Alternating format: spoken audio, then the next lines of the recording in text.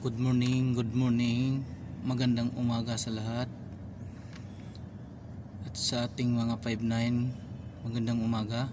Kumusta ang ating duty na magdamag? Ang ating mga OFW dyan sa ibang bansa, kumusta? Ayan po, at may pag-usapan natin ngayon. Anong oras na? Alas 6:50. Yan. Alam mo mga idol, napanood ko sa TV, sa lahat ng mga balita, social media, dahil kay Roa Duterte na nahuli siya sa airport. Yan. At dinampot na siya at may binaba na yung warrant of arrest sa kanya. Totoo yun, may warrant of arrest siya, ICC. Binaba doon sa sa Interpol. Yung Interpol naman nagbigay ng warrant of arrest sa ating mga kapulisan at sa ating kasandaluhan para si Duterte ay huhulihin. Dapat lang alam niyo mga idol, kailangan lang dapat may pananagutan siyang kasalanan sa taong bayan. Oo, kasi alam mo ng mga idol, gustong gusto ko yung ginagawa niya dati. Ako ba yung idol, binoto ko siya. Line up lahat mga Duterte, wala akong binotong iba, line up talaga.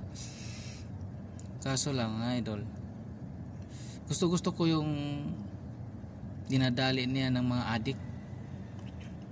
Kasi galit na galit ako sa mga adik, lalo na sa mga poser nga nasisira ang mga kabataan natin. Mga kabataan lang ang mga mag-asa ng bayan. Kaso lang sinisira ng drugs, shabu. Alam mo kung saan galing yung shabu? Sa China ang karamihan, madalas doon yan. Kaso lang marami nga lang nadadamay. Ako nga noon mga idol, panahon ni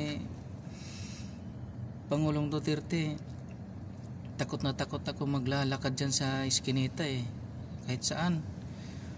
Baka mamaya may biglang lumapit na pulis sa'yo, tapos taniman ka ng drugs or baril, sabihin ng laban. Baka madali tayo doon na wala tayong ginagawang kasalanan, naglalakad lang tayo. Takot na takot talaga ako maglalakad, kahit sinong tao dati takot maglalakad sa gabi, lalo na sa gabi. Kasi babarilin ka talaga ng pulis Kasi alam ko naman talaga yung mga pulis na yan, inuutosan lang talaga yan ng mga squad ni Pangulong Duterte. Yan. Sabihin ng laban, kaya pabarilin ka na lang. Kasi kailangan yung mga pulis may record talaga na araw-araw na nakabaril ng laban ng mga adik. Biglang lumapit sa'yo taniman ka ng drugs or baril, hindi patay ka. Tsaka yung yung turo na wala kang ginagawa, nung nadadamay lang ba ng tao, turo ka tayo, nalista ka na ng listahan ng barangay para sa mga adik. Yun, di ba? Takot na takot talaga ako noon. Di ako halos lumalabas sa gabi. Yan. Kasi mga pulis, utos ni Duterte, patay, may bayad. Pero kung walang patay, walang bayad. Yan. Si Bungo ang nagsasabi yan. Kailangan mapatay, may bayaran na sila. Pero kung hindi mapatay, walang bayad. Ayaw lang talaga aminin.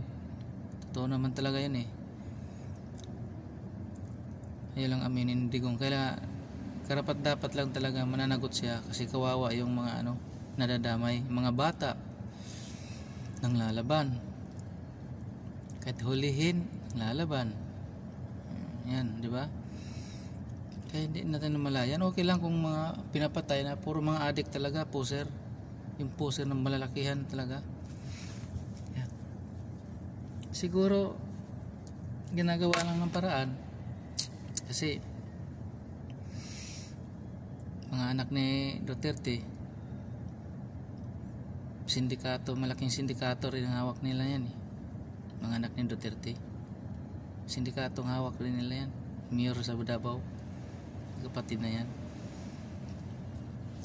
Malay mo rin si Inday Sara na siya ang pinaka headman, utos dun, utos dito, yan, diba? Nagsisi nga ako bakit binoto ko sila. Okay nga yun, good job ako dun ng mga adik na pinagdadali. Yung totoong adik, poser, wag lang mandamay. Wala, mandamay na eh. Ang number 1 din ng ayaw ko, yung China.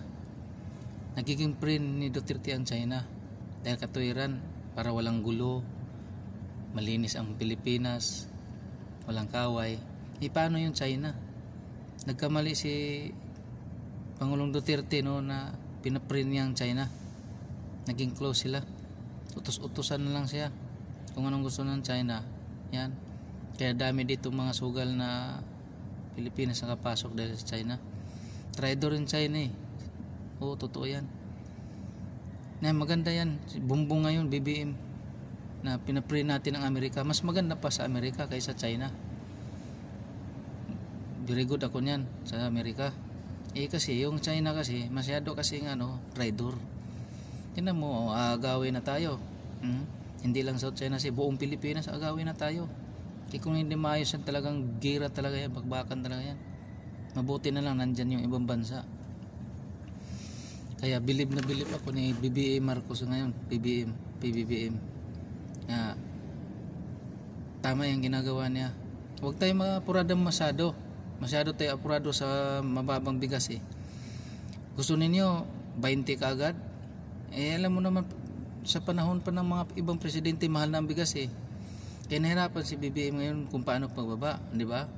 Oo, nangako siya doon, pero hindi kaya bababain nga ilang buwan o taon.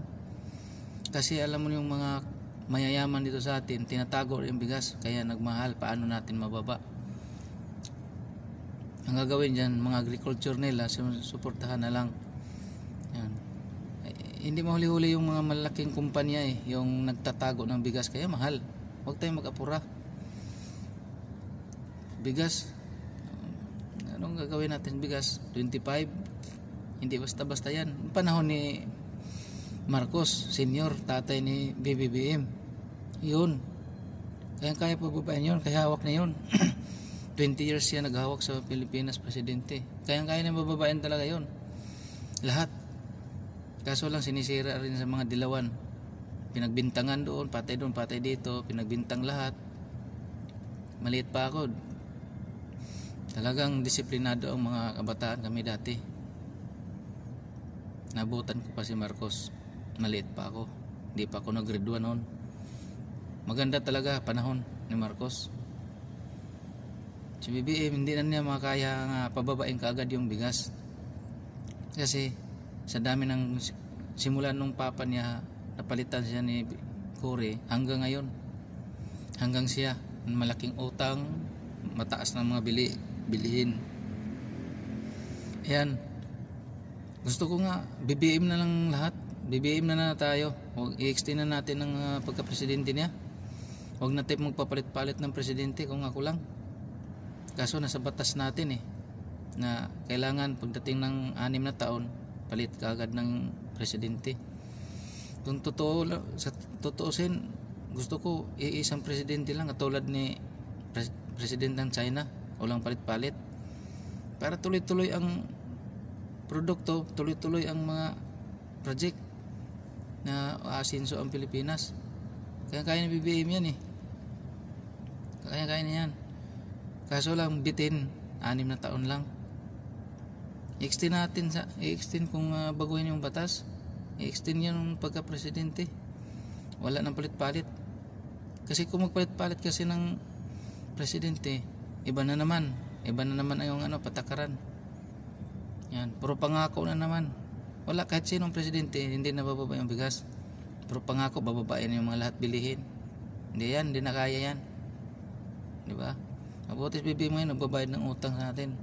Maliit pa ako, sa tiyan pa ako ng nanay ko, may utang na. Pero Ngayon binabayaran niya unti-unti. Nangutang siya, binabayaran. Ayan mga idol. BBM, ako BBM pa rin ako ngayon. Kung hindi naman siya tatakbo talaga sa sunod, pili na lang ako kung sino iboboto ko. Basta pag may mga Marcos tumatakbo pa rin, Marcos pa rin ako. Walang pagbabago. Kahit sisiraan-siraan siya ng mga bangag-bangag, walang kakainis yung mga kalaban eh. Bangag na bangag sila eh. Sila yata ang bangag. Bangag. Yan sinasabi nila, bangag. Pero gusto ko ang mga patakaran ng mga Marcos. Yan. Boto natin pa rin sila. Yung line up ni Bongbong, BBM. Lahat yan, ibuboto ko yan, line up ni BBM.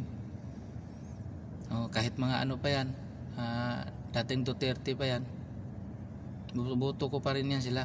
Yan lang makakatulong ni BBM. Yan mga idol. BBM pa rin ako, line up ni BBM. Ewan ko lang, hindi ko masabi ha. Kasi mayroon akong iba dyan hindi nagustuhan eh. Pero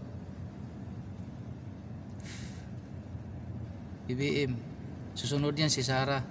Impeachment ni Sara, tutuloy-tuloy yan. Isa rin yan. Kaya yung mga nagrarally, wala eh, na ano sila eh, na anong mga utak nila. Suportahan nila si Duterte. Suportahan na lang natin na sa nakaupo. Yan ang nakalagay sa Biblia. Kung sinong presidente, magpasakop tayo. Wala tayong magagawa eh. Diba? Yan mga idol, hanggang dito na lang ating konting video, short video. Ingat tayong lahat. Magmamasid tayo sa buong Pilipinas natin dahil gulo-gulo na. Magulo. Pero yung nagrarari, wala yan. Ngayon lang yan. Yung China natin bantayan. Yan ay bakbakan talaga yan pag hindi mag-aayos yung China. Pag tuloy-tuloy yung agawin na yung higanti kasi sila eh. Ang Pilipinas si Gulayat, tapos yung China huganti. Yan. Pero natatalo ni Gulayat si higanti. Kaya yan China tatalo yan. Yan. Mga OFW, ingat kayo dyan. Yan. Pasensya na kayo.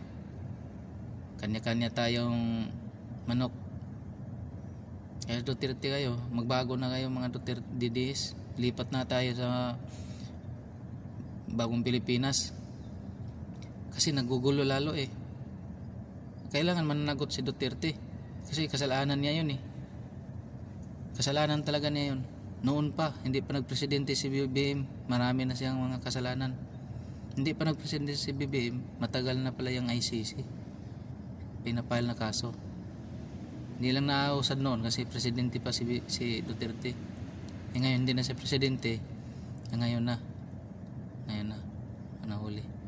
Sige mga idol, bye bye na. Morning. Ingat ang lahat. God bless.